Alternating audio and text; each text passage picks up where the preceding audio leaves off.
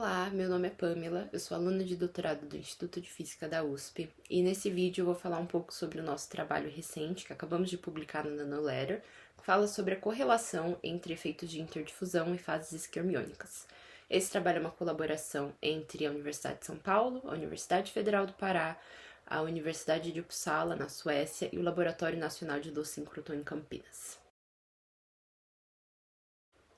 Bom, antes de começar a discutir os resultados do artigo, é importante introduzir alguns conceitos.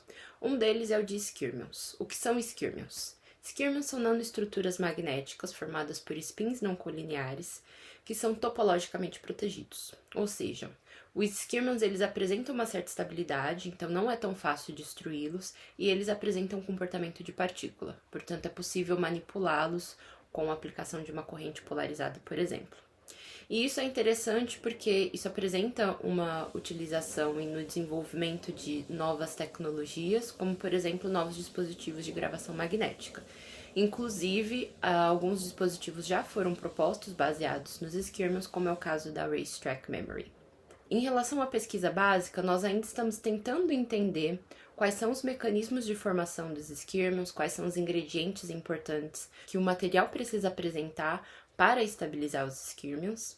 E dentro das interações magnéticas que nós sabemos que desempenham um papel importante na formação de skirmions, eu gostaria de destacar uma aqui, que é a interação de Gialogin-Shikimoriya, que a gente vai chamar aqui de interação DM.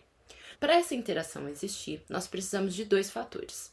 O primeiro é o acoplamento spin-órbita, que está diretamente relacionado com o número atômico do elemento químico, portanto, quanto mais pesado o elemento químico, mais acoplamento spin-órbita ele tem. E o segundo fator que nós precisamos é a ausência da simetria de inversão. Mas o que eu quero dizer por simetria de inversão?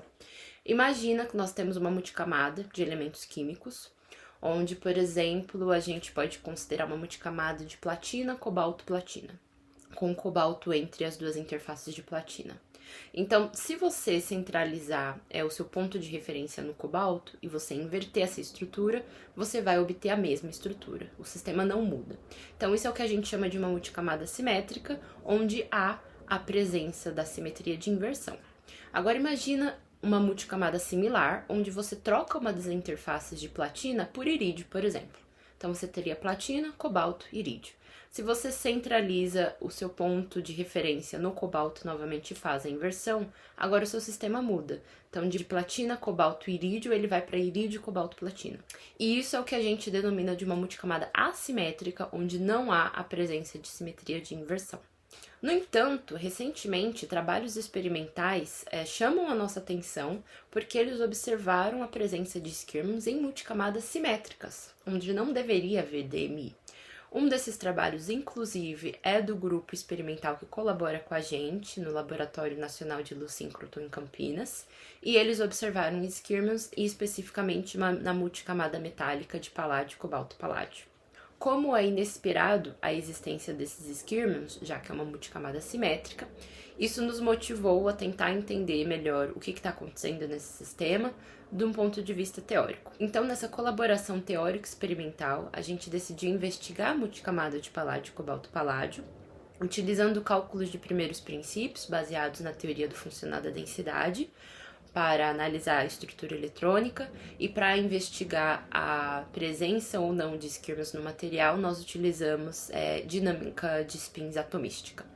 Então, as perguntas que nós gostaríamos de responder aqui são: quais são as origens dos skirmions nesse sistema de paládio, cobalto, paládio? Se existe realmente uma interação DM nessa multicamada simétrica, e se existe, qual é a origem dessa interação? Para responder isso, nós levantamos uma hipótese, que é a hipótese de que existe interdifusão nesse material. E por interdifusão, o que eu quero dizer? Interdifusão seria uma mistura dos elementos químicos na interface, onde existiria uma certa desordem desses elementos, onde os átomos de cobalto talvez estejam um pouco misturados com os átomos de paládio, e também exista um pouco de átomos de paládio na espessura de cobalto.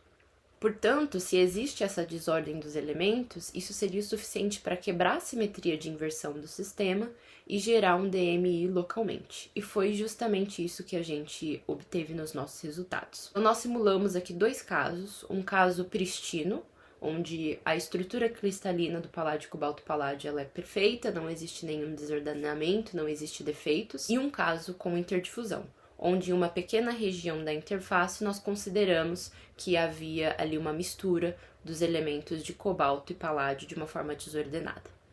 E o que nós observamos é que, para o caso pristino, realmente existe um DMI, mas o DMI é muito baixo.